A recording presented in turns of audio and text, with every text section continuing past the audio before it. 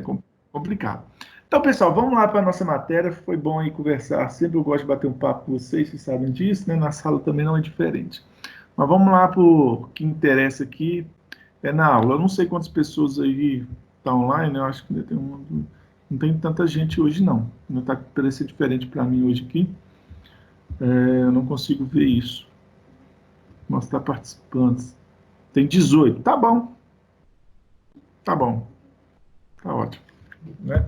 Tá todo mundo aí. Eu vou plotar aqui o slide aqui novamente, né?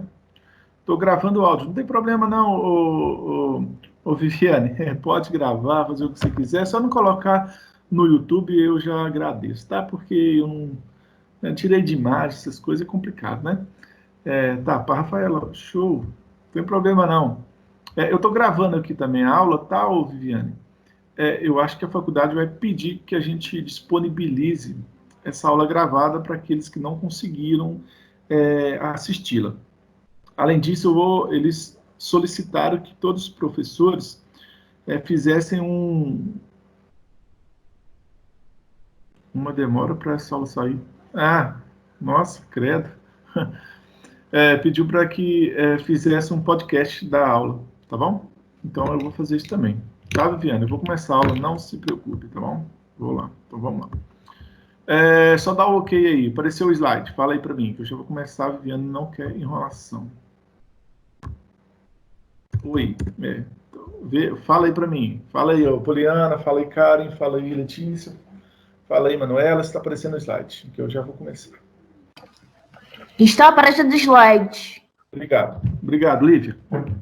Vamos lá, pessoal, então sem enrolação, porque já a gente pedindo para entrar na sala, e eu tenho que admitir.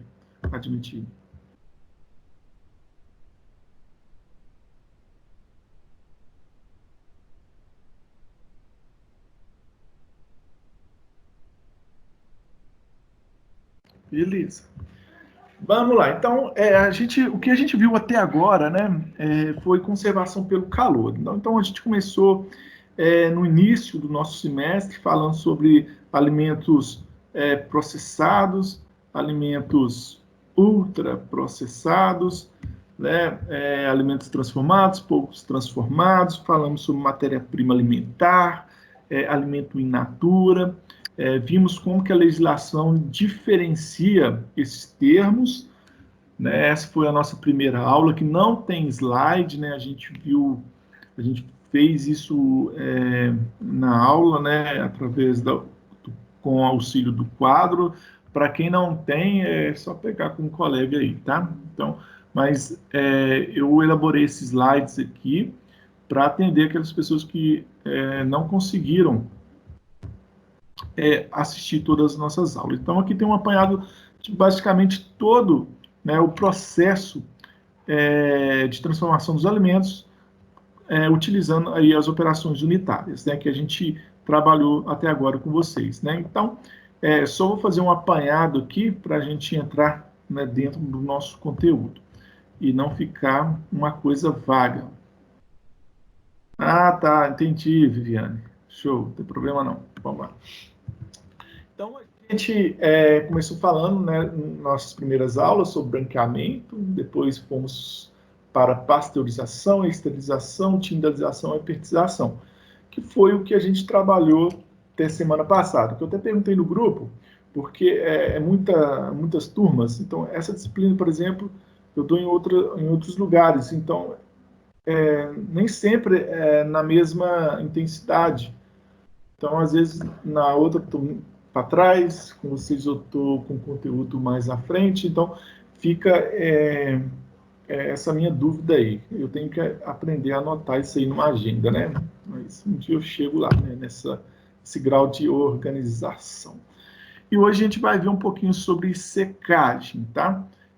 A desidratação, eu estou esperando a gente fazer a aula prática dela, tá? Então eu vou deixar ela, né, bem para depois, que na verdade é desidratação osmótica, né, ordinária, composto de vácuo, utilizando ondas, né, no caso ultrassom, e a gente vai tentar fazer prática com isso aí.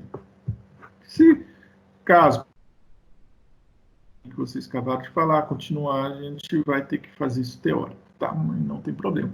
E depois, lá na V2 também, a gente vai ver sobre a utilização de ondas eletromagnéticas em processamento. Aí vai ser um assunto que eu gosto, né? É assunto aí do meu doutorado, e é bem legal a gente estudar um pouquinho disso aí. Tá? Então, a gente começou, né, falando sobre os modelos teóricos, empíricos, né, das operações unitárias, né, que são divididos em transferência de momento, de calor, de massa, e a gente entrou basicamente aí dentro de transferência de calor, né, já que transferência de momento já é utilizado muito aí pela engenharia de alimentos, engenharia química, né, onde estudam os ultrafiltrados, sedimentação, né, agitação, filtração, são esses materiais que utilizam fluidos. Então, a gente não vai ver essa parte, não faz sentido nenhum a gente trabalhar com isso em nutrição. Isso aí não vai valer de nada, pela verdade, para vocês em nutrição. Então, a gente entrou em transferência de calor. Vimos a definição, né, que ela é baseada a física, né, a literatura com as 3 formas de transferir calor, né, por condução, a gente viu lá por radiação, a gente viu lá por convecção, né? E a gente viu aí essas definições aí de cada uma de forma detalhada. Não vou ficar voltando em aula, tá? Então, a gente estudou cada um desses parâmetros, né? Eu não mostrei essa curvinha para vocês aqui na oportunidade, porque isso que trata de cálculo matemático, tá? A gente não vai fazer cálculo, né? Isso aqui, essa lei de Fourier, ela só mostra... Vou admitir, Rafaela. Valeu, Rafaela. Ela só mostra, né, a direção em que a transferência de calor ela ocorre. Né? Se a gente for realizar cálculo disso aqui, é provável que a gente consiga ter uma conclusão de que essa transferência de calor ela é totalmente proporcional à área, né? Levando em consideração aí a condutividade térmica do material. No caso, aí do alimento, tá? Que ele chamou aí de menos K, né? Na verdade, isso aqui é uma derivada, né? Aí começou a fazer engenharia, a Letícia também, com certeza, viu derivada aí, uma variação de T sobre X, né? Mas isso aí a gente não vai entrar nisso aqui, né? E a gente viu a convecção, né? A convecção ela pode ser natural, ela pode ser forçada, né, utilizando algum mecanismo que force a passagem do ar, né, dentro de um fluido ou dentro de um canal que escoa algum fluido, né, e haverá uma transferência de calor entre esse fluido, né, em função do seu movimento em relação à superfície sólida do material dielétrico, né, que está sendo utilizado para o processo térmico. Aí vimos também a radiação, que envolve aí a emissão, a absorção de fótons, né, em função da movimentação dos átomos em torno de uma órbita, né, onde um vai absorver esse átomo, esse elétron, ele vai saltar de uma órbita inferior para uma órbita superior, e o inverso também acontece, né? Por isso que nosso corpo ele aquece quando estamos perto de uma fonte de calor. Tá? Isso aí a gente estudou na sala de aula. Pessoal, estou falando devagar, estou falando... Fala para mim aí, se tá legal. Oi, tá dando para ouvir? Preciso desses feedback. Tá bom, tá. Beleza. Obrigado. Já basta já, tá? Tá legal fazendo um apanhado aqui, né, para a gente poder entrar dentro de secagem. Aí aqui é um exemplo de mecanismo de café, que a gente falou na sala de aula para vocês quiserem estudar aí. E entramos por si só aí no processo chamado branqueamento, com o objetivo de inativar enzimas. E a gente viu lá, né, quais enzimas que eram responsáveis aí, que eram inativadas com a utilização do branqueamento, que é a polifenoxidase, peroxidase, temos a catalase, temos também a alfa-amilase, aí vai depender do material. Tá? Em frutas e hortaliças, geralmente é a polifenoxidase e a peroxidase. Tá? sendo que o branqueamento ele não é um tratamento por si, ele é um pré-tratamento em processo aí de esterilização, secagem e congelamento, tá? Veja só, aqui eu destaquei aqui porque eu acabei de pegar uma questão de concurso, caiu para vocês em 2019, foi o ano passado, e exatamente isso que perguntou lá para vocês, tá? Você vai ver que eu não estou falando mentira, né? Então é bom a gente provar ao vivo aqui, tá? Então o branqueamento, ele tem como objetivo inativar essas ímãs e pode ser por vapor saturado ou por banho de água quente, sendo que a legislação permite a utilização de aditivos químicos, no caso de carbonato de sódio, óxido de cálcio, justamente para ajudar, né, no processo do branqueamento, ajudar no fortalecimento do tecido durante o branqueamento. Então, aqui o que acontece mais é o tecido amolecer, perder a pectina, né? Então, quando se utiliza, por exemplo, óxido de cálcio, né, o carbonato de cálcio forma pectato de cálcio, né, dá uma rigidez ao material. Tá? Já que durante o processo de branqueamento, tanto por vapor saturado como banho de água quente, né, é comum haver lixiviação de alguns compostos solúveis. A gente viu na nossa aula, né, alguns minerais, algumas vitaminas, que são perdidos durante o processamento. Então, vimos as características de cada um desses processos de branqueamento, vimos algumas limitações e também concluímos que após o branqueamento é necessário realizar o resfriamento, né? Aqui não, tá? Por quê? Para evitar o cozimento excessivo, tá? E, além disso, o branqueamento, né, feito de forma ineficiente, em temperaturas inadequadas, é pior do que você deixá-lo de fazer, né? Então, na verdade, você realizar o branqueamento ineficiente, você vai estar proporcionando, né, o aumento de algumas atividades enzimáticas. Então, se você for fazer errado, é melhor você não fazer. Você pode estar piorando aí a qualidade do seu material, tá? Sua matéria-prima ou do seu alimento que você deseja branquear. Tá? Então, foi branqueamento, né? Bati um resumão aí. Aí, semana passada, a gente entrou dentro de pasteurização, que é um processamento que utiliza temperaturas, né, menores, abaixo de 100 graus Celsius.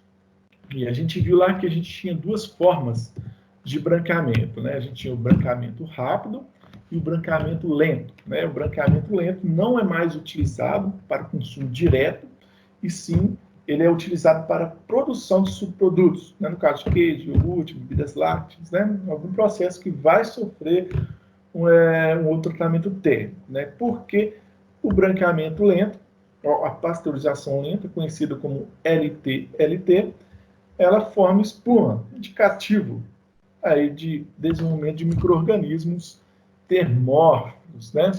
Além de ser um equipamento, além de ser um processo totalmente descontínuo, né?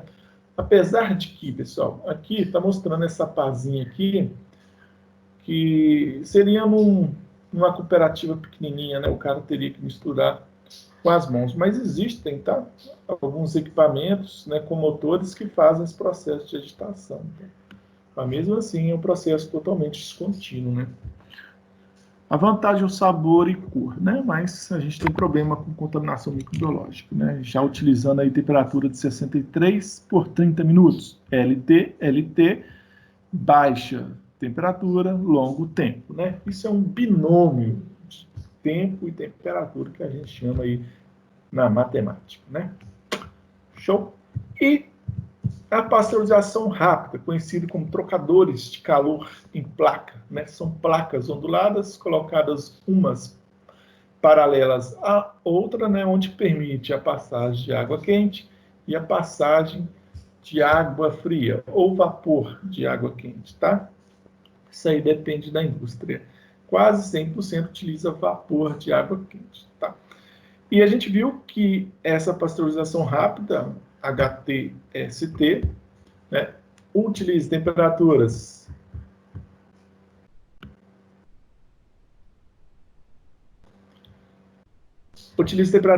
entre 72 a 75 graus Celsius, tá? Depende aí do referencial, durante 15 segundos. E ela é dividida nessas 3 sessões aí que a gente falou para vocês. Sessão de aquecimento, sessão de regeneração antrópica ou de retardamento, depende do livro, tá? Mas é a mesma coisa.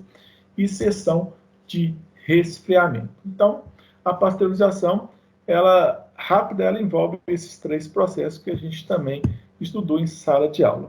Aqui é uma fotinha de um pasteurizador, onde são colocados de forma, as placas, né, são colocadas em paralelos, umas com as outras, e entre essas placas que vai circular água quente e água fria. O produto vai aquecer a 35, depois vai entrar no retardador, vai ficar durante 15 segundos a 72 graus Celsius, depois vai entrar na seção de resfriamento, onde vai trocar calor com o leite que já está saindo, né? Então, aí a gente tem uma economia de energia que a gente já conversou sobre isso. Não vou voltar.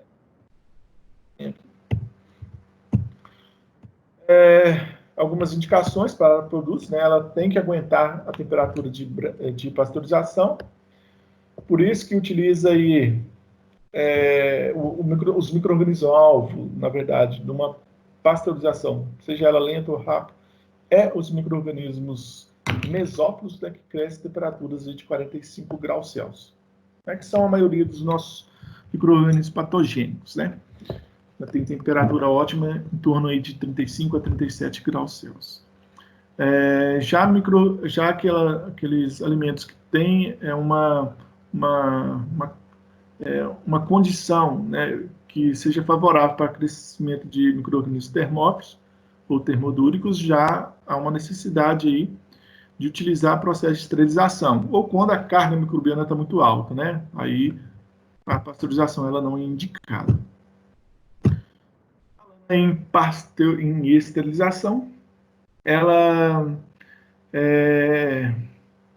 o objetivo dela é aumentar aí a validade comercial, que a gente falou para vocês, que é a redução aí de 99,9% da flora microbiana deterioradora, né, patogênica, deterioradora, presente aí nos alimentos, né? Não é 100%, é 99%. Né? E a gente tem alguns requisitos, né, que servem tanto para esterilização, para pertização, para tindalização, para pasteurização, que é a capacidade de resistência do micro-organismo. Isso é claro, né?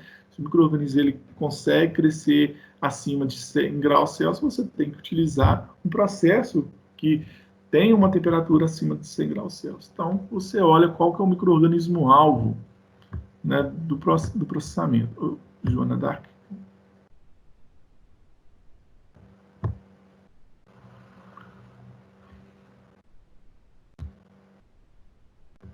Deixa eu ver se tem algum feedback aqui no WhatsApp de vocês, aqui, porque eu fico preocupado se não estou conseguindo entrar. A internet está muito ruim. Tá, mas o pessoal já entrou já. As pessoas que falaram que entrou. Né, Paula? Paula e Raquel já entrou, que eu sei que elas estavam aí.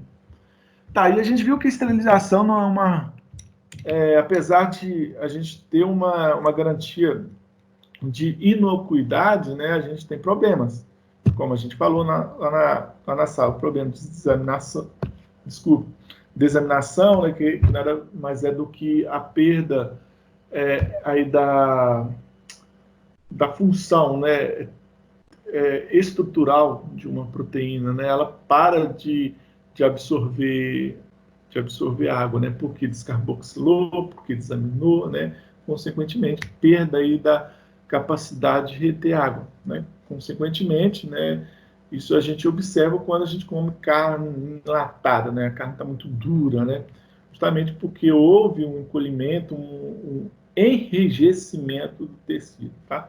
Causado pela falta da capacidade de reter água. Tá? Aí a gente viu lá, né, exemplos para frutos e hortaliças, né, vimos lá para o leite, na questão da desnaturação da proteína, e tudo isso. E vimos também que pode ser feito... Oi. Explica novamente essa parte da carne enlatada, por favor. Tá bom. É o seguinte, a questão da esterilização... Porque é o seguinte, quando você pegar a definição aqui do Fellows, né, ele fala assim, ó, o objetivo da esterilização é aumentar a validade comercial dos alimentos, certo? Né? Você tem uma uma redução aí de 99,9%, né, em temperatura ambiente, né? Então, todo o nosso material que foi esterilizado, ele pode ser armazenado em temperatura ambiente, o que não acontece com produtos pasteurizados, ele precisa ser refrigerado. Por isso que na esterilização são colocados em embalagens, né, principalmente em embalagens Tetra Pak. Aí ele fala, minimizando de forma simultânea as alterações do valor nutricional e nas qualidades sensoriais, tá? Se você olhar no pé da letra, a esterilização ela não garante esse valor nutricional. Você pegar a matéria-prima e do produto processado, né? Nas qualidades sensoriais. A gente tem sabor cozido muito, que é uma característica muito forte aí de processos esterilizados. Aí eu dei um exemplo lá de alguns, né, que a gente pegou na internet. No caso, por exemplo, a carne enlatada. Eu falei para vocês que a carne enlatada ela fica dura, né? Não sei se vocês já tiveram aí a oportunidade, né? Por quê? Né? Ela é um processo uma carne que foi esterilizada e nas temperaturas de esterilização, que é em torno de 140, né? No caso dela já embalada, pode ser até um pouco menos, 135 graus Celsius. O que acontece? Né? Nessa temperatura, né, o que vai acontecer com a proteína? Ela vai descarboxilar. Ela vai começar a perder carbono, ela vai começar a perder aminas. E a gente sabe que os aminoácidos se ligam uns aos outros através de ligações peptídicas, né? Entre uma amina, entre grupamento de amina de um aminoácido e grupamento carboxílico de outro aminoácido. Quando ela começa a perder, ela vai perder a sua característica, que é uma das principais características, por exemplo, das proteínas, né? Que é reter água. Então, quando ela perde essa capacidade de reter água, né, ela começa a endurecer, o seu tecido começa a ficar enrijecido. Então, ela vai ficar dura, entendeu? Por isso que carne enlatada ainda não é uma realidade muito fácil ainda no Brasil, por isso que não teve tanta aceitação. Ok, deu para entender, Manuela? É Manuela? Sim, obrigada. Isso, obrigada. Mais uma pergunta? Consegui também anotar aqui. Não, só isso. Tá bom. Eu tentei explicar de forma diferente para você, ver se você conseguir entender. A gente viu lá nos tratamentos térmicos, né, nos tipos de esterilização. Aí vai depender se o produto está envasado ou se o produto não está envasado. Se ele está envasado, pode utilizar por alta pressão ou por spin cooker, que é por pressão atmosférica. O alta pressão é como se fosse aquele esterilizador que a gente tem no laboratório, né? Aquela autoclave, que é uma câmara pressurizada. Ou, dependendo da quantidade de escala, se for, por exemplo, em garrafas geralmente utiliza esterilizadores hidrostáticos. Tá? Eu não tenho uma fotinha aqui, eu acho que eu tinha um outro slide, acho que eu tirei desse daqui, mas não tem problema. Tá? É só para conhecimento. Tem quantas formas de esterilizar? 3 formas, por alta pressão e por pressão atmosférica. Né? Esses são para produtos já embalados. Se não for embalado, pode ser para o sistema de UHT, que é por alta temperatura, onde utiliza aí 142 a 2 a 4 segundos, que é o que acontece com produtos como leite, suco, né? Sucos de caixinha que a gente toma. Na verdade, a maioria dos produtos sólidos, né? Ou sólidos não líquidos. Tá ok? E depois a gente entrou aí, tá? Isso aqui é em relação ao pH, a influência do pH, tá? Não vou entrar nisso aqui não, porque a gente já viu isso aqui, a influência do pH na esterilização. Que aí vem lá, precisa de 12 ciclos, redução de 12 ciclos logaritmos, né, para reduzir o clostridio de botulino, isso aí eu não vou entrar de novo, não.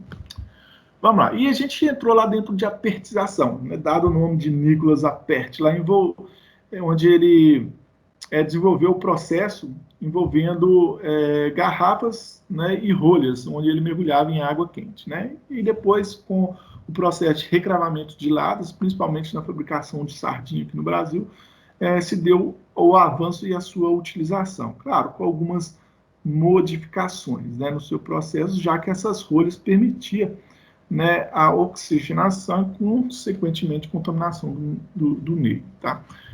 E a gente viu, né, essas características, assim como também na esterilização, a influência aí da espécie, se ela está na forma vegetativa, se ela está na forma esporulada, né, se é um psicotrófico, se é um mesófilo, se é um termófilo.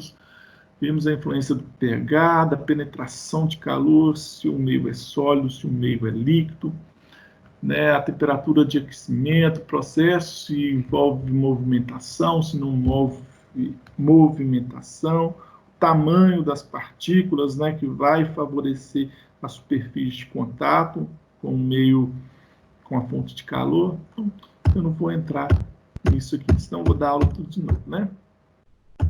Aí vimos o ponto frio, né, onde que é o ponto frio em relação ao ponto geométrico da lata, né, no processo de apertização. Na verdade, no processo de aquecimento, se é por convecção, se é por condução, em meio líquidos, líquidos, meio sólidos, semissólidos. Tem uma questãozinha dessa aqui, do concurso. Vou mostrar para vocês.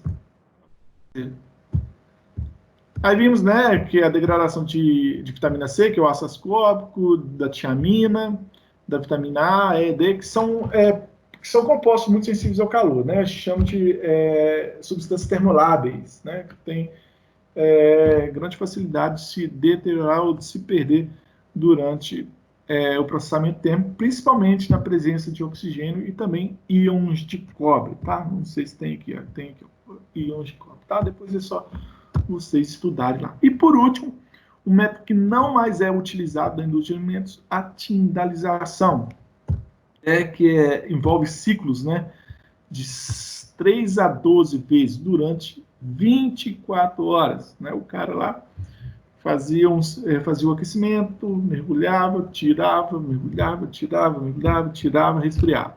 Depois fazia tudo de novo. Ele viu que as bactérias vegetativas eram destruídas, mas essas condições de resfriamento e aquecimento proporcionavam aí a sua germinação novamente, porque os esporos sobreviviam nessas temperaturas, tá? Já que o objetivo de John Tyndall aí era obter um produto que não degradava tanto quanto os métodos já existentes, né? Então ele tentou desenvolver, mas não foi bem aceito aí pela comunidade aí, no processamento de alimentos, tá? Aí, ó, a vantagem: preservação de nutrientes, das qualidades sensoriais, em proporções maiores quando se utilizam outros tratamentos térmicos. Mas é um processo muito caro e extremamente demorado e inviável, né? Imagina você tá fazendo lá, sei lá, seu pudim lá, sei lá, sua compota, sei lá, tem que fazer isso durante 24 horas. Aí haja dinheiro, né? Tá, e a gente vai entrar hoje, né, num assunto que eu gosto também, que é secagem, tá? Fala aí se tá dando para me ouvir.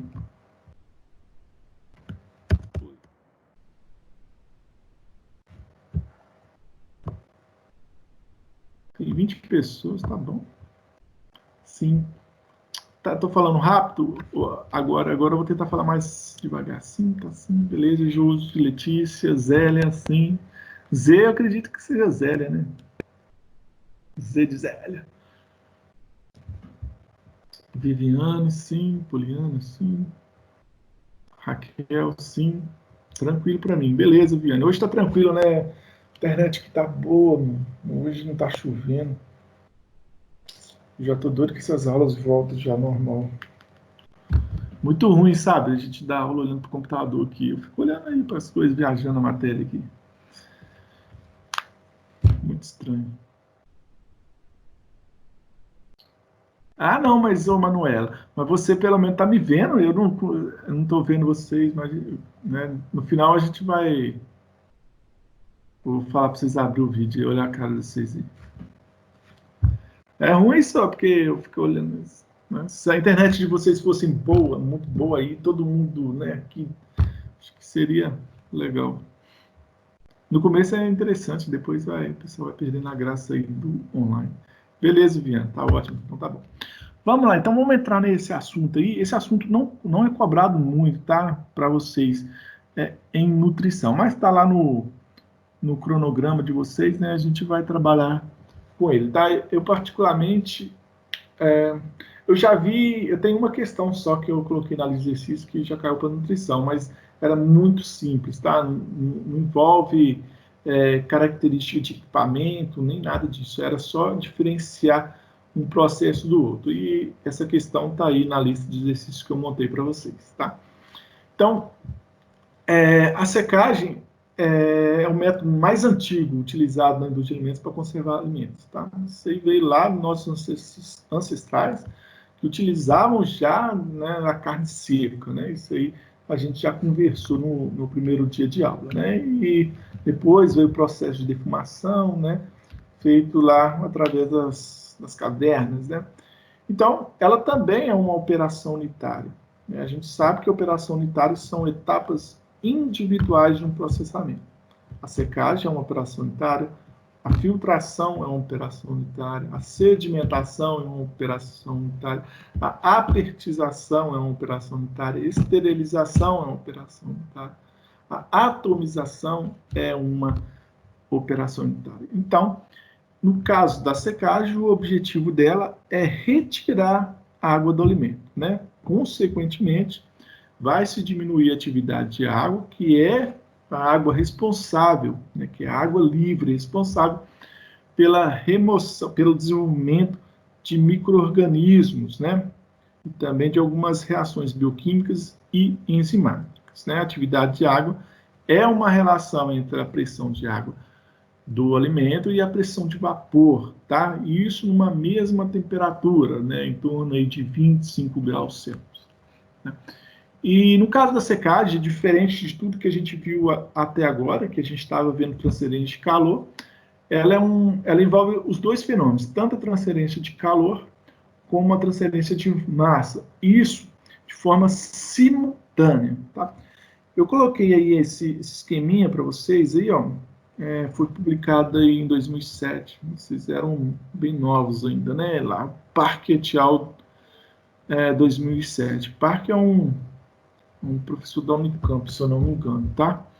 E ele falou lá que para que haja evaporação de água do alimento, né, essa água ela deve migrar do interior para a superfície e da superfície para o meio, né, onde houve a transferência de calor do meio externo até a superfície do alimento e a migração, que a gente chama de difusividade de água do interior para a sua superfície, tá? Isso aqui, né, quando estão nas mesmas condições, né, de secagem, isso acontece de forma simultânea.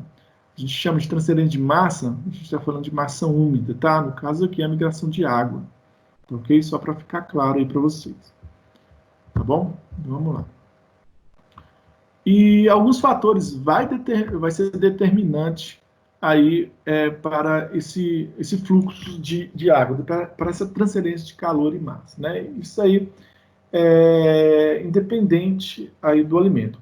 Claro que tem alimento que tem propriedades, tem características, né, melhores do que as outras, né? Tem uma capacidade de térmica, né, que a gente fala propriedade elétrica melhor do que a outra, né? Além disso, da sua característica, né, de porosidade, de resistência ao encolhimento, isso pode favorecer a velocidade de remoção dessa água, né, que a gente chama de taxa de secagem, né? Então, eu coloquei aqui, não é só para citar para vocês, alguns fatores que vão influenciar aí na velocidade ou taxa de secagem, que é a mesma coisa, que é a pressão de vapor do material e do ar. Claro, a temperatura está 40, 50, 60, 70 graus Celsius em um processo de secagem. A velocidade do ar, né? A gente tem sempre acompanhado, né, essa influência da velocidade do ar em trabalhos publicados. Já se sabe que não há tanta diferença se utiliza 2 metros por segundo, 4 metros por segundo, 6 metros por segundo. Antigamente eles variavam essa velocidade. No início, uma velocidade maior, e no final colocavam uma velocidade do ar menor, né? Isso já se sabe que não há influência significativa, né, estatisticamente falando, para duas duas velocidades de ar no mesmo processo, tá? Então, é interessante fixar uma e sempre utilizá-la. Outra característica, a umidade relativa, né, tanto do ambiente como dentro do secador, né, porque alguns alimentos têm uma facilidade maior de absorver água do que outros, e a característica do próprio produto, eu acabei de falar para vocês, né? Além de tudo, eu não coloquei aí também a geometria do seu produto, a geometria do seu equipamento, né? Hoje, por exemplo, por que micro-ondas não é redondo e micro-ondas é quadrado? Vocês já pararam para pensar nisso? Então, a geometria do equipamento, ela influencia muito no processo, tá? Seja ele qual for, tá? Depois, curiosidade de vocês, vocês pesquisam. Até aqui tudo ok? Vou entrar nessa curva de secagem, preciso que... Presta atenção aqui. Sempre mando oi aqui. Oi. Ok. Já basta.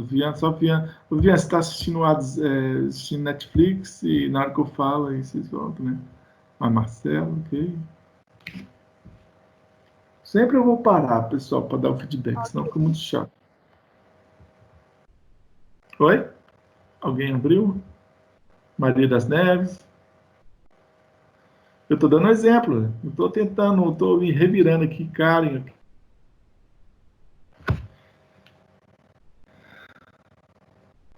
O produto, Letícia Mello, é independente. Quando a gente... Geralmente, produtos, a gente tem desde café, frutas e hortaliças, tudo quanto é produto seco. Tem produto que tem mais poro, tem produto que tem menos poro. O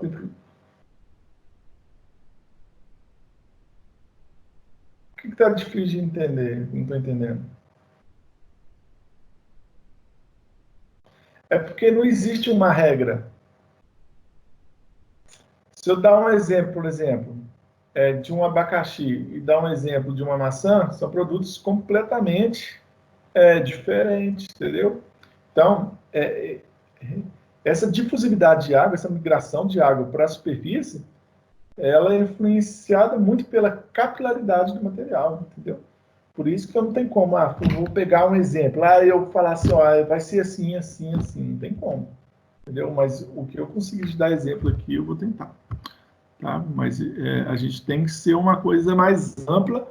Se um dia vocês for estudar essa área, você estuda a coisinha pequena, entendeu? A característica do seu produto. Cada produto se comporta de forma diferente dentro de uma câmara de secagem, tá? Beleza. Ok, Letícia Mello. Ah, Mello, tá aí, né? É isso aí, já facilita. Beleza. Eu vou dar a gente vai ver ali de alguns equipamentos, né? Que com certeza você já consome produto seco, né? Então eu vou mostrar para vocês terem uma facilidade na hora de entender. Olha aqui, pessoal, vamos tirar essas considerações que a gente acabou de falar aqui. Imaginar que estejamos secando, como a Letícia Mello pediu aí, dar um exemplo aí, secando abacaxi. Né? Todo mundo gosta de abacaxi seco e é muito bom, né? Caro, né? Mas veja só aqui, ó. É só para vocês entenderem que essa curva, ela é uma curva característica, né, de qualquer tipo de produto, tá? Mas a gente está pegando aí do abacaxi. Ó, o que é de verdinho aqui, ó, essa curvinha verdinha, está mostrando o comportamento de umidade presente no alimento ao longo do tempo de secagem.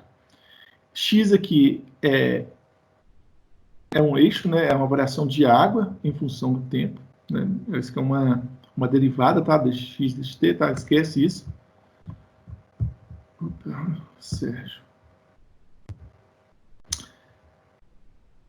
Essa curvinha azulzinha aqui é o comportamento da temperatura do produto durante o tempo de secagem. E essa curvinha de vermelho aqui, a gente chama de taxa de secagem ou velocidade de secagem. Veja só aqui, aumentei aqui para ficar legal.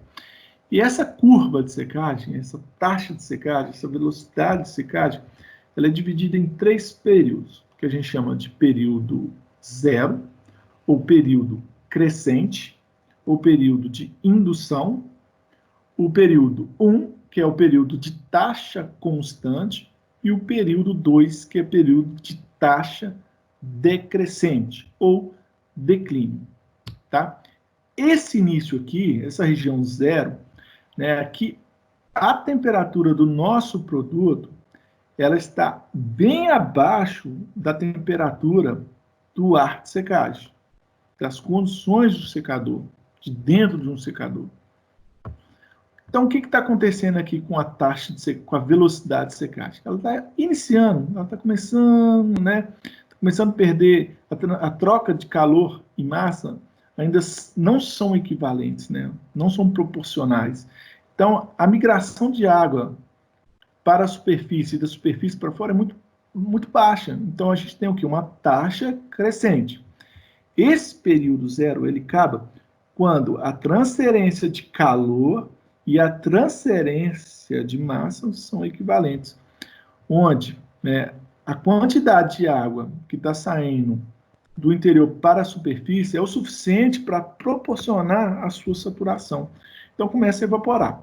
Está chegando calor e está evaporando. Chegando calor e evaporando. Então a taxa de secagem ela é constante. Aí esse período acaba quando isso não mais é compensado. Então, o que acontece com a velocidade de secagem? Ela começa a cair. Olha aqui, pessoal, aqui a gente chama de taxa decrescente. É nessa etapa aqui que a gente tem um ponto crítico.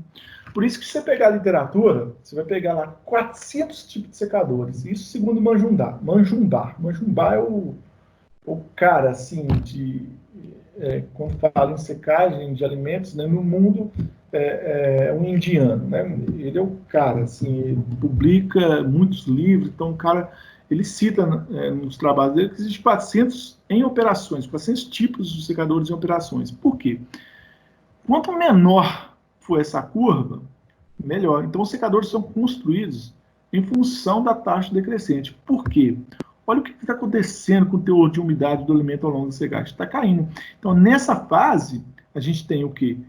Um conteúdo de água muito baixo e uma temperatura muito alta do produto. O que acontece com o produto aqui? Ele começa a queimar.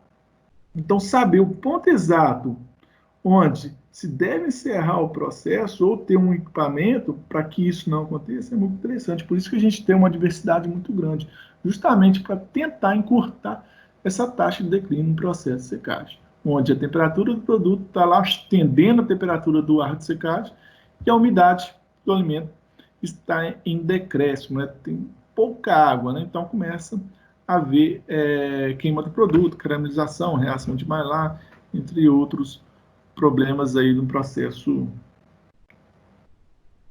de secagem. Show? Entenderam aí? Maneiro, né?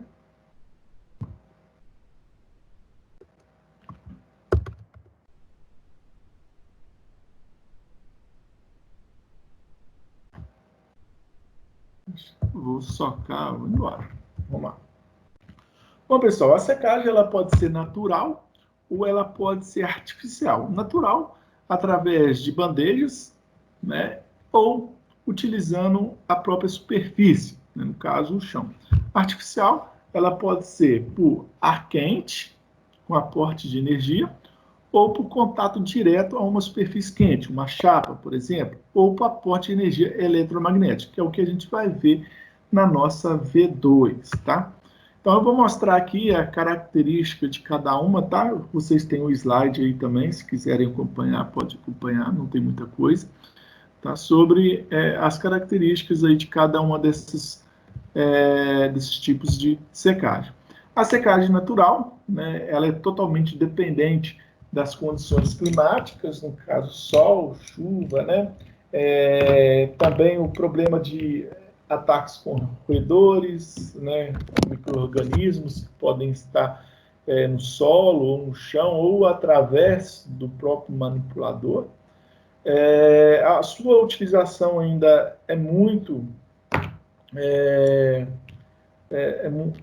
usada, né? Muito utilizada justamente pelo baixo custo do processo, né? Já que numa secagem artificial você precisa de uma fonte de energia que não seja a energia solar, tá? O que se tem feito aí muitas vezes é construir secadores onde vão captar essa energia solar para ser utilizadas em corrente de convecção. Eu acho que eu coloquei um exemplo aqui, provavelmente vai ter mais à frente. Tá? A vantagem aí da secagem natural comparado com a secagem artificial é a manutenção da cor, da coloração. E a desvantagem é a perda nutricional, justamente pelo longo tempo de processo. Né? Você deixa lá 3 dias, né, sei lá, 4 dias, depois revira, deixa. Então, você não tem um controle, né, de qualidade, né, que se tem uma secagem artificial. Tá? Além disso, ela depende totalmente aí das condições dos conhecimentos, né, na verdade, da experiência do produtor, né, em relação ao teor de umidade final. Geralmente, se tem lá uma redução de 50% a 70% ao sol, depois eles continuam isso na sombra, mas não há, né, um laboratório de rotina lá para medir lá, agora está 50% de umidade. Né? Aí eles vai lá e para o processo. Não, é totalmente dependendo das características, do conhecimento do próprio manipulador. Aí eu mostrei que falei para vocês que eu tinha mesmo. O que eles têm feito aí, muitas vezes, é utilizando algumas placas para captar essa energia solar. Aqui vai vir, né, uma corrente de vento, e a gente sabe que o ar quente ele tende a subir, né, e o ar frio ele tende a descer. Né? Isso cria uma corrente de convecção natural dentro da cabine, proporcionando todo o arraste. Né? Esse ar quente ele vai começar a passar entre as bandejas aqui, proporcionando um arraste do material úmido para a sua superfície. Né? No caso, vai sair aí, né, para o ambiente. Tá? Um controle com insetos, né, insetos roedores. Né? E, além de tudo, né, um aporte de energia natural captada aí para processamento de alimentos. Então, é uma coisa bem caseira, né? O que se utiliza mais mesmo é a secagem artificial, principalmente o de bandeja, que a gente vai ver que são esses batata chips, banana chips, né? Que sobre deles tem também. Tá ok? Então aqui é o tomate seco, né? Ele é muito feito por secagem natural também, colocados nesses pallets, né, e espalhados no campo. Né? Essa foto nos mostra, está na internet, tá? Se você digitar isso, se colocar a fonte aqui. Mas tá lá. E aqui o produtor, né, aqui parece que é café, né, mas se fazem muito com milho, com feijão. Né? Só aí fala aí para mim aí se vocês fazem, se onde vocês moram, seu avô, pai, trabalha com secagem natural aí. Ou não? Colocar alguém?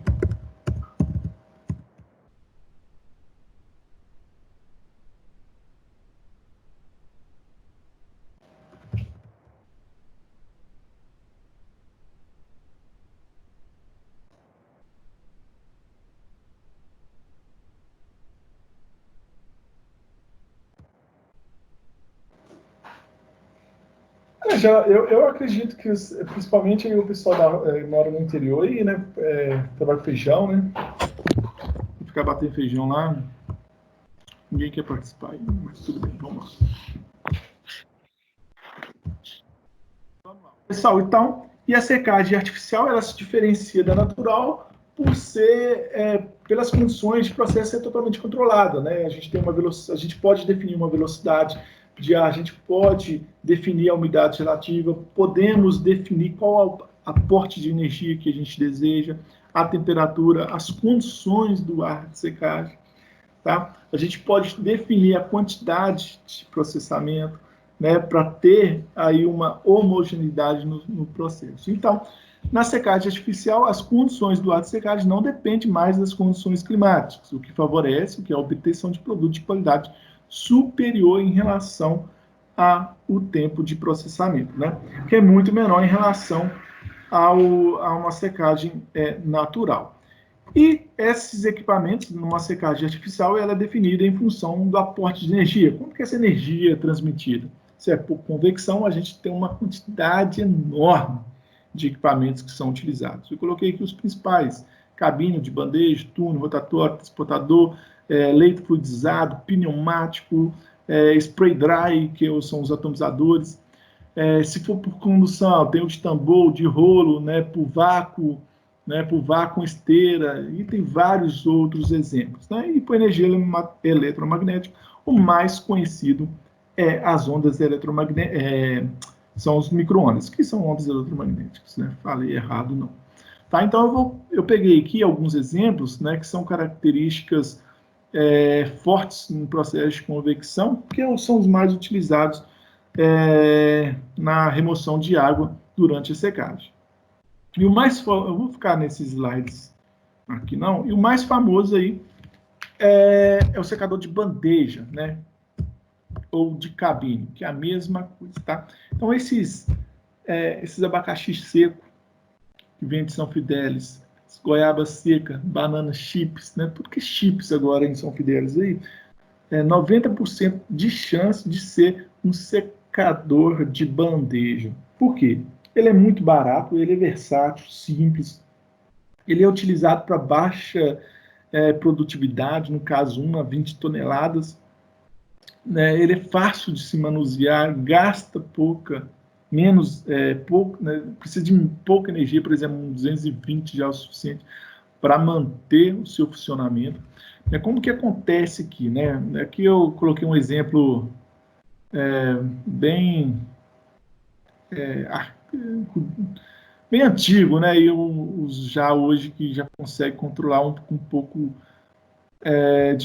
um pouco melhor, né? Veja só aqui esse desenho dá para ver direitinho como que funciona lá dentro, né? Eles são, o próprio nome já fala, né? De bandeja, né? São várias bandejas, né? No caso aqui, podendo ser perfuradas ou não, tá bom? O que acontece? Opa, tem alguém pedindo para entrar na sala. Paula.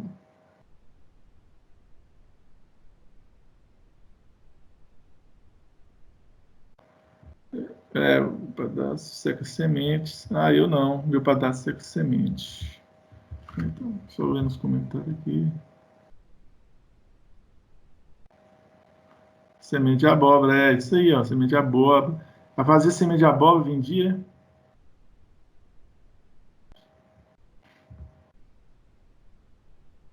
Ô, Letícia Mello, sim. Um dos problemas aí da secagem natural, Letícia, é que o tempo de processo é muito, muito longo. Então, durante uma secagem natural, você não consegue ter o controle de quanto... você não tem um controle nem de contaminação microbiológica, ainda mais de padronização de qualidade, entendeu? Por isso que, quando a gente trabalha com secagem artificial, você consegue preservar melhor essas características, né? Principalmente as características nutricionais. Mas, claro, né, a gente sabe que vitaminas, a gente viu a tiamina, o ácido ascórbico, que é a vitamina C, a vitamina A vitamina E, a vitamina D, todas são sensíveis a calor, né? A temperatura de 60, 70 graus Celsius já é o suficiente para ter perda. Então, numa secagem, com certeza você vai ter perda, tá? Eu sei porque eu já fiz análise desse negócio, trabalhei com secagem já, e todas as análises que a gente fazia, quando a gente comparava com in natura, sempre há perda, não tem como. Existem as condições que são estudadas para que isso ocorra em menor grandeza, tá? Por isso que existe a pesquisa, né?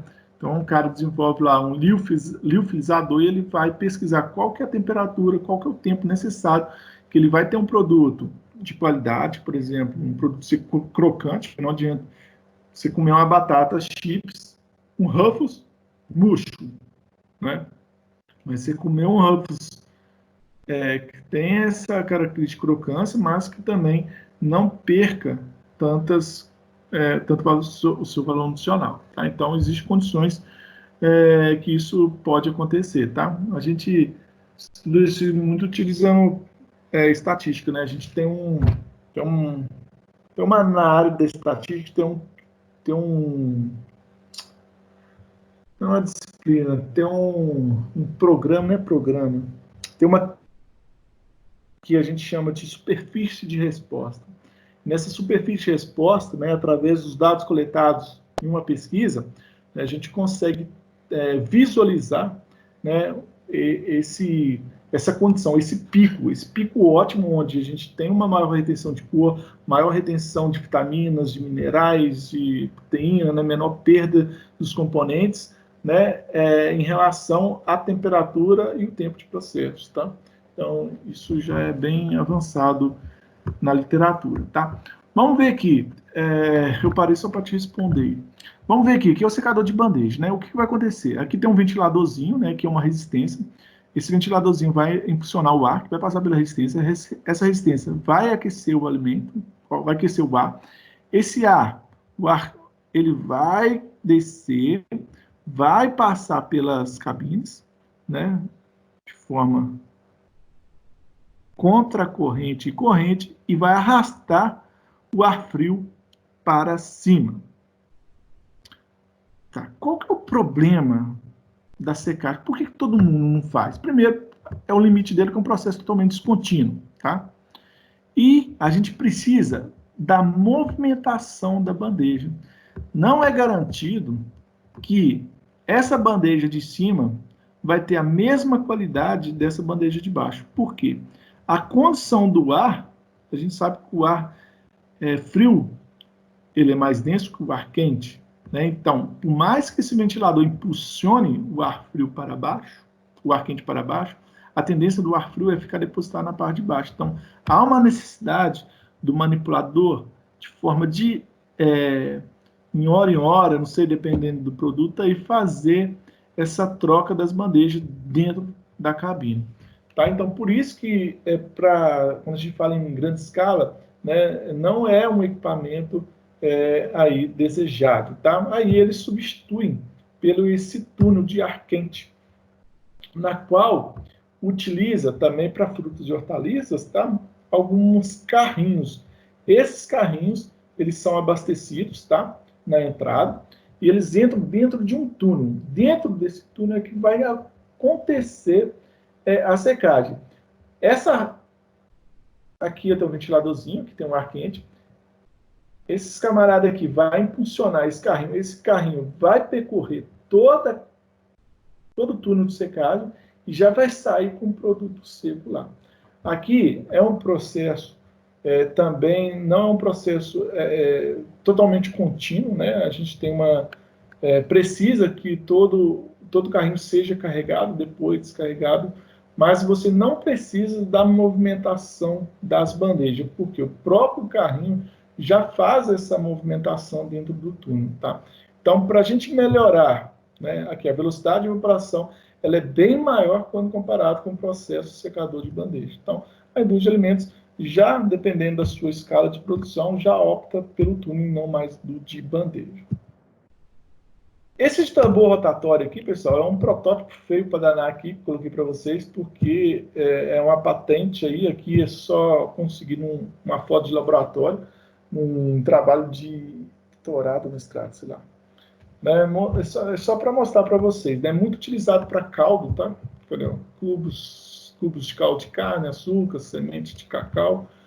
Tá? Em escala industrial, não consegui aí uma foto que seja aí legal para vocês entenderem. Mas, basicamente, dentro desse secador rotativo, existe algumas, a gente chama de pás, né? Que faz com que se movimentem dentro desse tambor, impedindo que algumas amostras, né, que o material fique, né, grudado na parede. Nesse caso do rotativo aqui, a gente pode ter uma secagem tanto por convecção, com aporte de energia de ar quente, ou por condução, no caso do contato direto. Tá? É um equipamento não muito utilizado, tá, na indústria de alimentos, tá, por tratar aí de algumas patentes, tá?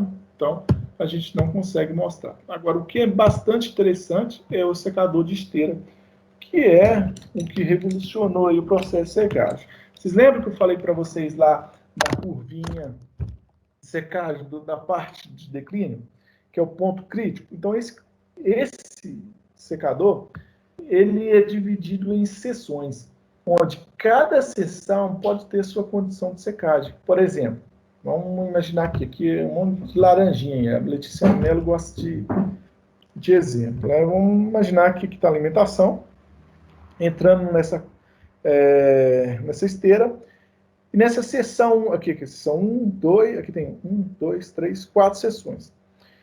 No início, o alimento está lotado de água. Então, a gente pode ir lá, tem bastante água para ter transporte de calor e massa, né? Suficiente para manter a saturação do produto. Então, aqui no início, pode ser interessante utilizar uma temperatura, por exemplo, de 70 graus Celsius. À medida que ele vai passando dentro da corrente, dentro da câmara de secagem, em cada sessões, né, é interessante, né, diminuir essa temperatura. Por exemplo, começar com 70, depois ir para 60, depois ir para 50, e no final, quando estiver perto daquela curvinha lá, né, de secagem, onde, né, o material já não tem água para ser evaporado, se diminuir a temperatura.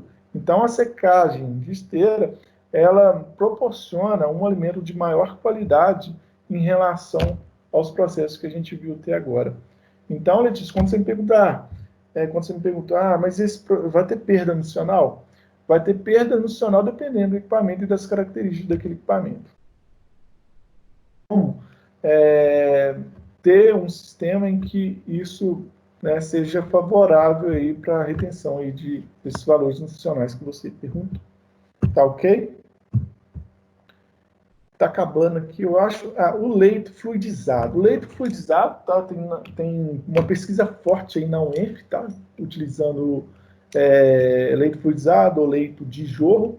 Ele é utilizado principalmente para alimentos que têm dimensões parecidas, né, tamanhos relativamente uniformes, que é o caso de ervilha, farinha, café, sal, açúcar, carne em cubinhos, entre outros. E esses materiais, por ter essa característica uniforme, eles têm a capacidade de ressuspender, que nada mais é do que fluidizar. Por isso chamado leito fluidizado, porque esses materiais que a gente fala, materiais particulados, vão estar dentro de um leito e esses camaradas vão ressuspender ou fluidizar. Tá? Então, para o material, né, ser utilizado um leito fluidizado, ele tem que ter essa característica de fluidizar. Não é todos os materiais, tá? São poucos materiais que têm essa característica, né? A gente chama de materiais particulares. Olha aqui, né, que é um exemplo, depois eu falo da pesquisa da UNF. Aqui é uma chapa, dentro dessa chapa são perfuradas, onde permite a passagem do ar quente. Aqui no número 3 é onde vai entrar o material, sei lá, vamos imaginar ervilha. Entrou ervilha aqui, a ervilha com a força do ar, ela vai começar a ressuspender. Esse ar quente vai passar sobre a superfície, retirando água. Essa água, na forma de vapor, eliminada no número 2. E aqueles aquelas partículas com baixo teor de umidade vão começar a suspender por uma questão de densidade, tá? Elas vão sair pelo número 4. Tá? O que acontece? Por que não é um processo extremamente perfeito? Por se tratar de homogeneidade, né? Todo o ar passa pelo alimento de forma integral. Só que o que acontece? Por exemplo, se for trabalhar com frutas e hortaliças, vamos pegar aqui uma cerola, né? Se pegar a cerola, tem uma geometria bem parecida. Se for colocar ele num leito fluidizado, o que vai acontecer? É um produto muito úmido. Ela vai começar a agarrar na superfície. Então, você não vai conseguir extrair. Geralmente, leite fluidizado é muito utilizado para extrair compostos bioativos, tá? Tinha uma menina trabalhando na UENF, por exemplo, esses cosméticos que você usa aí, sabe? Na cara aí, batom, agora rico não sei no que, não é? Maquiagem rica em compostos flavonoides, fenólicos, não sei o que, não tem uns negocinhos que vocês ficam passando na cara aí? Ou não? Ninguém fala nada, beleza. Tem, não tem? Então, esses compostos, obrigado, tem alguém ouvindo. Esses compostos todos são extraídos utilizando o leite fluidizado. Aí tinha uma menina na UF trabalhando com jamelão, né, o jambolão, não sei como que vocês conhecem. Né, e ela conseguiu extrair um composto lá que e a Natura, né, a Natura mesmo, ela descobriu essa pesquisa e contratou a menina lá para fabricar o composto para colocar em base. É base mesmo que você chama, né? Passa na cara, né? Então para você ver aí a influência aí do leite fluidizado. Deu para entender aí o leite fluidizado? Só dizer, não sei que a matéria é maçante, é isso mesmo, tem jeito não. Todo ano, e quando eu tive era assim, quando minha irmã dá aula disso aqui também, é assim mesmo, então tem que ter paciência. A online piorou, né? Mas deu para entender? O que acontece? O leite fluidizado aplica-se principalmente a material particulado que tem a capacidade de ressuspender ou fluidizar ou provocar esse movimento dentro do leite. O ar quente vai passar por esses orifícios, vai entrar em contato com esses materiais particulados vão ressuspender e, por diferença de densidade, aqueles materiais com baixa densidade vão sair para ser ensacados ou embalados. Ok? Ok.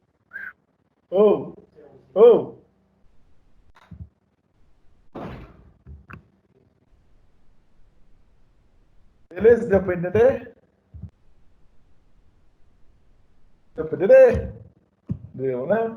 E por último, o spray dry, ou atomizador. O spray dry, pessoal, é muito utilizado para a fabricação de leite em pó. Todo mundo conhece, tudo que é pó, né? Na verdade, tudo que é pó. Comprimido, tudo quanto é comprimido de farmácia, cosmético, alimento em pó, tudo é feito com spray dry, né? Onde o alimento ele entra líquido e o seu produto é um pó, o produto resultante é um pó. E essa característica desse pó, né, ela vai ser dependente do bico do atomizador, que pode ser de pressão, duplo fluido ou atomizador centrífugo, né? O tamanho da gotícula ela é proporcional ao tamanho desse bico, né? E também da sua rotatividade. O que acontece? Vamos lá, vamos pegar o exemplo do leite, né? Leite é um exemplo muito bom para se dar tudo, né? O leite ele está líquido, né? Chegou lá, pasteurizou, né? A 72 graus Celsius durante 15 segundos, foi para o desnate, né? Para a desnatadeira, para padronizar o teor de gordura, né? No mínimo 3%, pegou a nata, foi fazer manteiga. O leite entrou para ser seco dentro da câmara de atomização. Esse leite homogeneizado, padronizado, ele vai chegar nesse bico. Esse bico ele vai rodar, não sei quantos RPM, e esse material líquido ele vai ser transformado em gotículas, em partículas idênticas, tá? Essas partículas vão entrar dentro dessa câmara, essa câmara vai estar a 188 graus Celsius, onde vai acontecer a transferência de calor e massa instantaneamente. Esse pó, esse material que anteriormente era líquido, se transforma em pó de forma instantânea. Esse pó, ele vai descer por densidade e vai ser ensacado. O que acontece, pessoal, na fabricação de leite em pó? Né? Aqui a gente tem um ciclone, isso aqui para ensacar, mas é de costume, né, a gente ter vários ciclones paralelos à câmara de atomização, ou spray dry. Se um dia vocês tiverem a oportunidade de passar no laticínios que fazem leite em pó, olha para o teto desse laticínio, vocês vão ver esse teto todo branquinho. A gente fala que está nevando, na verdade aquilo tudo é leite em pó. Por quê? O que acontece? Esses pós, eles têm partículas semelhantes, mas eles têm densidades diferentes.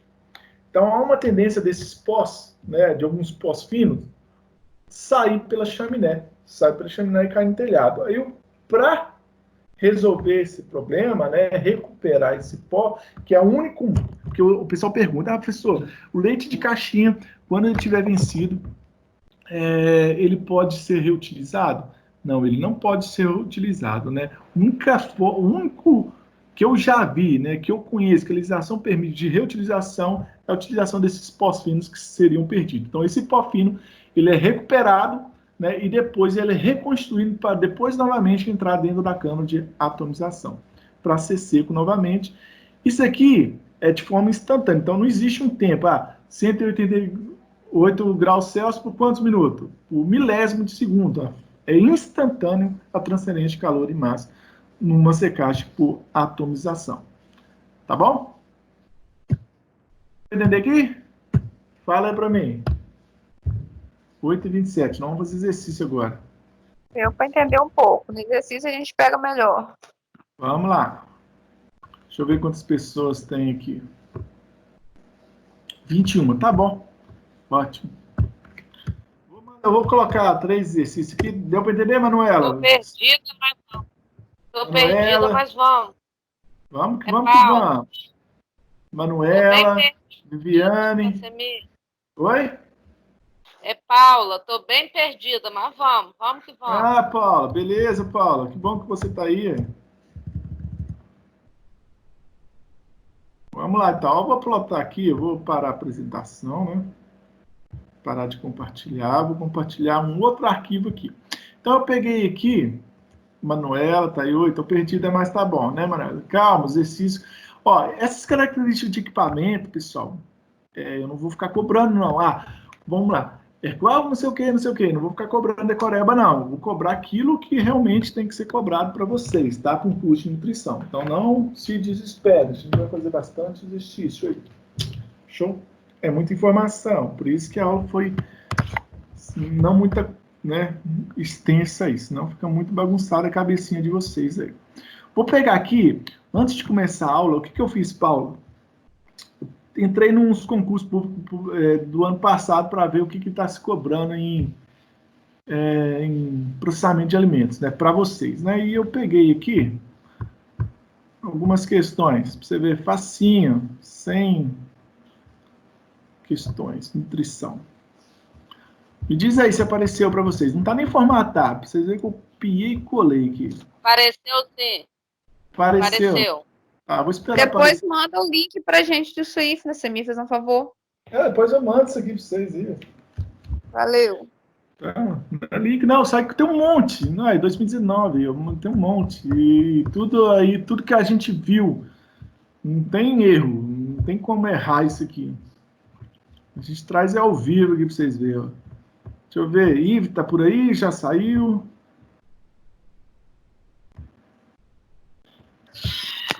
Para você ver, você não vai passar um exercício valendo nota, não? Vou, você pode ter certeza disso. Sérgio tá aí, né? Sérgio, vou sim. Eu fiz um estudo dirigido, tá? Vou colocar... Posso colocar para amanhã, pra vocês fazerem durante o semestre aí. Devolver quando a gente se encontrar. Pode ser? Pode ser. Tá, o negócio é ajudar a gente aí. Beleza. Pode ser, a gente só não sabe quando vai se encontrar, Francemir. Você dá de contar tudo. Depois vocês me entregam, a gente combina um jeito de entregar. Isso é o de menos, tá? Aí o estudo dirigido já está pronto, tá? Então a gente vai fazer as questões que caíram em concurso para vocês em 2019. Fazer agora. Ó. Apareceu, não apareceu? Você falou que apareceu. Beleza. Olha aí, caiu, né, na Universidade Federal de Pernambuco, técnico de laboratório, nutrição e dietética, tá? Primeira questão aí, ó. Deixa eu aumentar aqui. Não sei se vocês estão vendo direitinho. Eu acredito que sim. Ó, considerando os métodos de conservação de alimentos pelo calor, que foi o que a gente viu até agora, né? É correto afirmar que a liofilização é um tratamento brando que utiliza temperatura de 70 a 100 graus Celsius durante 1 a 5 minutos. Bom, a primeira questão aí, a primeira alternativa é estar falando de liofilização. Tá. Liofilização a gente não viu porque não é uma conservação pelo calor, e sim pelo frio, tá bom? Então a alternativa A aí está Errada. Utilize temperaturas abaixo de 0 graus Celsius, tá? Alternativa B. Na apertização ou pasteurização lenta, então ele está tratando de dois processos aí. A pasteurização lenta a gente já sabe que nem se utiliza, né? Se emprega temperaturas próximas de 63 graus Celsius por 30 minutos. Na pasteurização lenta, sim. Na apertização, utiliza temperatura de 120 graus Celsius. Então, a alternativa B também está errada. No tratamento UHT, né, que é ultra high temperatura, são empregadas temperaturas de 135 a 150 graus Celsius por 2 a 5 segundos. Tá certo. C, né? Vamos ver a letra D. A tindalização, olha, escreveu tindalização, né? Tindalização é um processo térmico contínuo. Ah, é contínuo. É. Em temperatura de 60 a 90. Sim, temperatura de 60 a 90 por alguns minutos. Não. Ele não é contínuo e também nem por alguns minutos. É por 24 horas, né? Então, a D está errada. A E. Na pasteurização rápida, são utilizadas temperaturas superiores a 100 graus Celsius por 15 segundos? Não. Na pasteurização rápida, é utilizada temperaturas de 72 a 75 graus Celsius por 15 segundos. E não acima de 100 graus Celsius. Temperatura acima de 100 graus Celsius, esterilização, apertização, né? Ó, facinha, né? O que vocês acharam aí? Mais ou menos. Sério? Porque a gente ainda não pegou, não gravou os detalhezinhos. Vou fazer o seguinte, no final da aula agora, eu vou dar vou soltar uma lista de exercícios aí, tá? Para vocês fazerem em casa.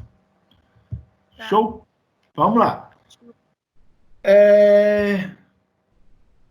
Foi difícil esse número 1 aí? Mais ou menos, eu lembrei alguma coisa. Eu já teria chutado na C, mas seria chute mesmo. Não, chute não. Tudo tem...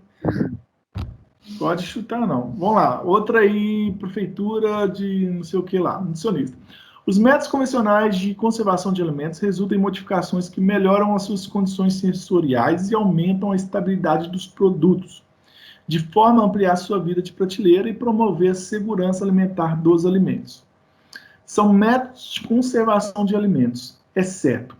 Então, ele está perguntando aqui quais métodos são utilizados para conservar alimentos. Qual que não é, né? Ele quer, exceto. Vamos lá. Tindalização e apertização é um método de conservação. Pasteurização e secagem emulsificação e esterilização, irradiação e desidratação. Emulsificação, método de conservação.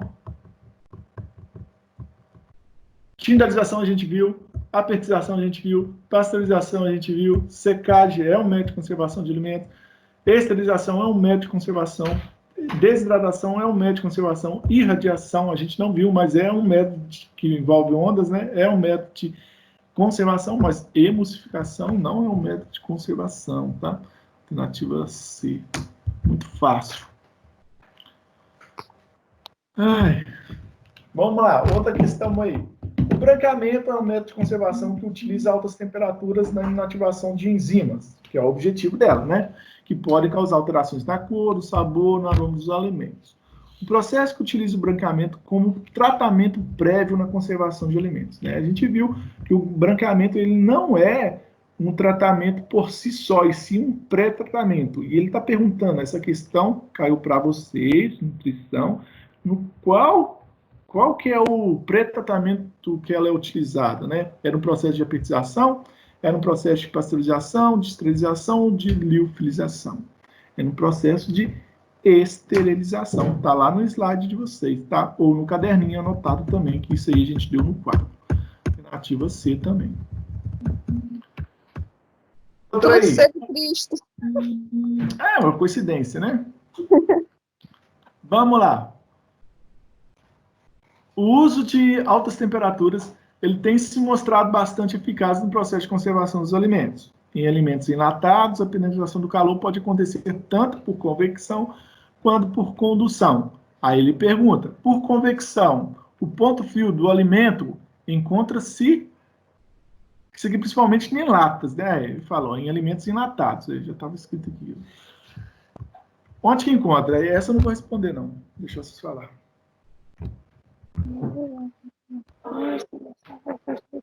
Vamos ver. Pode acontecer tanta coisa, promoção.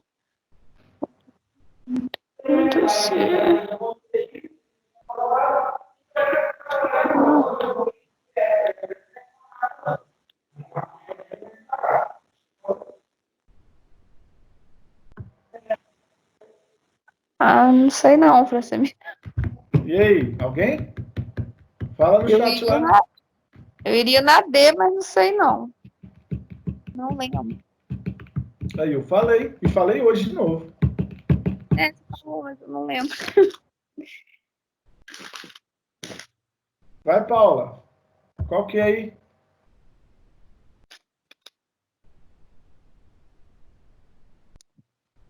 Eu não sei também, não. Acho que eu ia chutar na D. Eu iria ver. A Karen que tá falando, né? Eu tentando olhar nas minhas anotações, não tô achando não. Em lá, tudo que eu pôr em geometria. Geometria, principalmente em apertização, que isso acontece. Depende do material. É abaixo do ponto geométrico da lata, tá? Se fosse por condução, seria no centro geométrico da lata, tá bom? Ai, ai. Na hora Show. que eu achei, você deu a resposta. Letra C. E aí, ó. Na hora que Errei feio. Vamos lá. Você Vai, acertou bem, mas não tinha certeza. vai fazendo junto comigo aí, ó. O processo de conservação dos alimentos são baseados na eliminação total ou parcial dos agentes que alteram os produtos ou na modificação ou supressão de um ou mais fatores essenciais, de forma que o meio se torne impróprio para qualquer manifestação vital ou atividade bioquímica. O método de conservação mais utilizado pela indústria de alimentos é o uso de calor. Não representa um método de conservação pelo uso de calor. Ó, eu coloquei essa questão de propósito. O que vocês iam responder aí para mim?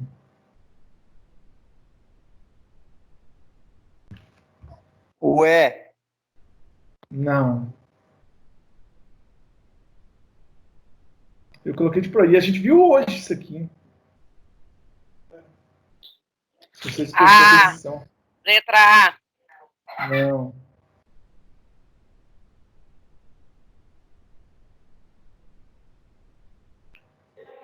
Ó, pessoal, ele está falando em conservação, método de conservação. A gente viu que secagem, ele é um método com o objetivo de remover água, tá? E não um método de conservação, tá? Então, aqui a alternativa seria a letra B, tá bom? Secagem. Apertização é um método, branqueamento é um método, pasteurização é um método, finalização é um método. Secagem não é um método de conservação. Sim, propriamente dito, entendeu? É uma pegadinha. Esse aqui foi sacanagem. Com certeza isso aqui foi questionado, tá bom? Você pode ter certeza, mas a resposta certa aqui seria secagem. Agora, essa daqui vocês têm que fazer, ó. Vai me falar aí, ó. Eu deixei aí, ó. A 4. É mais fácil. Deixei por último.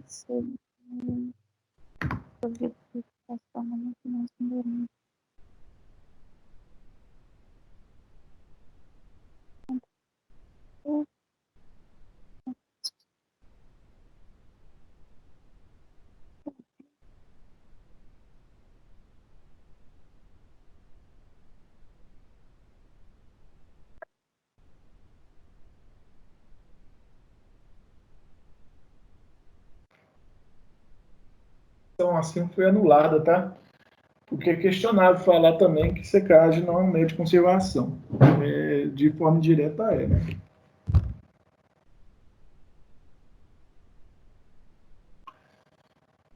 Aposta, menino.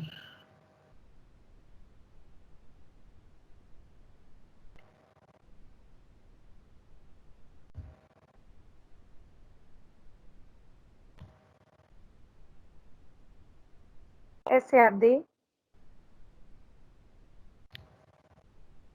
Vamos lá. Eu iria Após no ser- congelamento. E pra mim é A. Eu iria na A também. É, eu coloquei letra B, mas acho que é letra A mesmo. Isso aí tá bem fácil também, né? Ó, após serem colhidos os vegetais, se tornam Tá. muito mais vulneráveis na senescência, né? Para conservá-lo, existem várias técnicas que mantêm o valor nutricional e as características dos vegetais por mais tempo. Em relação a essa técnica, marca a alternativa correta. O branqueamento é um processo térmico anteriormente ao congelamento, sim, que é um pré-tratamento, que tem como objetivo inativar pelo calor e resfriamento rápido, sistemas enzimáticos, fixar a cor e reduzir a carga microbiana. Sim, essa alternativa está totalmente certa, né? Um dos objetivos é a inativação enzimática da polifenoxidase, da peroxidase e também reduzir a carga microbiana. Ele poderia colocar aqui, né, destruir totalmente a carga microbiana, aí estaria errado, tá? Mas ele falou reduzir a carga microbiana. A gente não viu o congelamento, tá? Mas o congelamento, ele... os micro-organismos, isso a gente vai ver. Né? Congelamento reduz ou impede a ação destrutiva do micro-organismo e pode ser aplicado a todos os vegetais sem perda da textura e cor natural. Tá? Uma das características do congelamento é a perda da textura. A pertização é um processo que envolve enlatamento de salmoura, sim, seguido em processamento em baixa temperatura, baixinha, para garantir a esterilização do produto para comercialização. Na desidratação, os alimentos são primeiramente congelados, na sequência submetidos e elevados a temperaturas para evaporação total. Horrorosa. E a liofilização é um tipo de desidratação, que o alimento perde água por condensação. Não é por condensação, tá? É por sublimação. Só para ficar... Letra A, Manuela. Errou, Manuela. Deixa eu ver agora que dá para ver. Manuela errou. Viana errou. Mas eu falei depois que era a letra A, hein? Depois você consertou. Eu vou aqui embaixo, aqui, ó, eu vou mandar um anexo aí agora para vocês, ó, de 16 questões para vocês fazerem.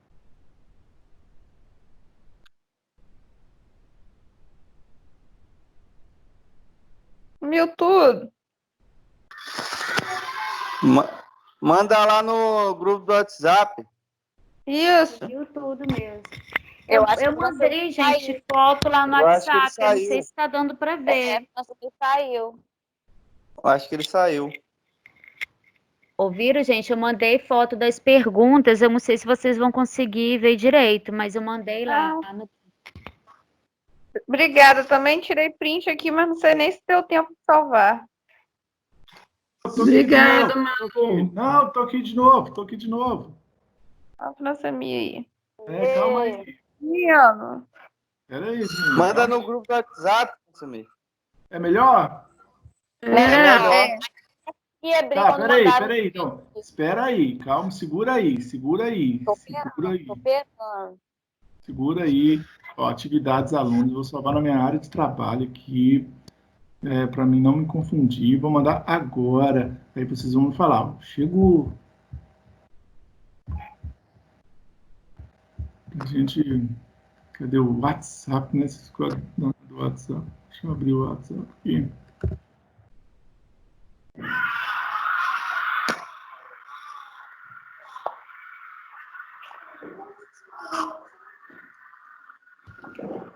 Espera aí, gente. Não tá... Estamos tranquilos. Estamos esperando.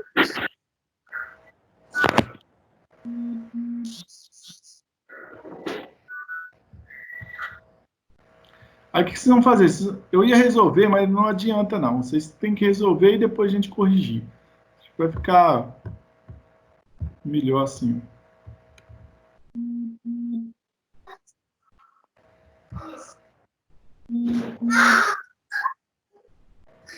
Eu mandei, chegou? Deixa eu ver aqui. Chegou? Sim, chegou. Chegou. Chegou? Beleza. Então, ó, tem 16 questões aí da nossa matéria, tá? Isso aí não é valendo nota, não. O que vocês vão fazer? Vocês vão resolver, vão pegar esse tempo que tem agora aí, né? Resolver e a gente corrige na próxima aula, né? As que tiver mais dúvidas. Pode ser assim? Pode. E essas questões que você deu agora, você vai mandar pra gente também? Pode. Posso mandar também. Você quer que manda? Aham, por favor. Tá, eu vou tirar daquela de secagem, que aquela lá eu tenho que até ver se ela foi anulada, sabe? Aquela perguntando qual que é o método de conservação. Porque quando eu peguei ela aqui, eu só peguei para ver né, peguei e colei lá, né? Nem olhei se foi anulado, se não foi. Eu vou tirar, eu vou verificar se ela foi anulada, eu tiro ela. Se não for, eu vou deixar, porque ela é questionável, tá? Falar que o método de secagem não é um método de conservação. Não é um método oficial. Você na pergunta anterior você tinha falado que era. Aí eu não entendi nada depois. Não. É porque, na verdade, a secagem é um dos métodos de conservação de alimentos utilizado há não sei quanto tempo, né? Mas ele não é um método assim. Quando você pega assim, falando de livro, né? Você pega o livro. Quais são os métodos de conservação? Apertização, pasteurização, esterilização, titularização e liofilização. Entendeu? Secagem não está lá, mas é questionável, tá bom? Eu vou até olhar se ela foi anulada. Sabe o Tá bom? que, Francisco? Tipo assim, falam que a páprica que a gente usa, o tempero, é o pimentão, passa por esse método de secagem. Sim. Por exemplo, um pimentão, mesmo na geladeira, se a gente deixar, ele com o tempo ele vai ficar molengo, soltar uma água. Já se deixar ele secar e triturar ele, né, fazer a páprica, né, ele realmente ele vai ficar conservado.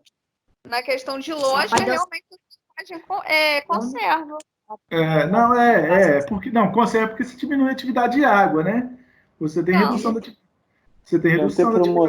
Meu pai deu 50 reais na mão dele, ele falou com meu pai que eu não posso pedir, que ele não vai querer depositar na minha conta. O pai tinha que falar com ele, então você deposita. A Gabriela vai comprar aqui, eu posso 50 reais pra ele.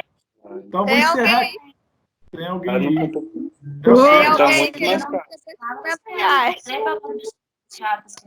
Ele não comprou troço para as crianças. Pessoal. Oi. Então, por hoje tá tranquilo, então. Tenho 2 horas e 14 minutos. Aí eu vou deixar gravada essa aula, se alguém precisar, tá? Depois. A gente vai Você rever. consegue enviar as aulas para você, porque a faculdade é difícil. Não vou dar! Porra!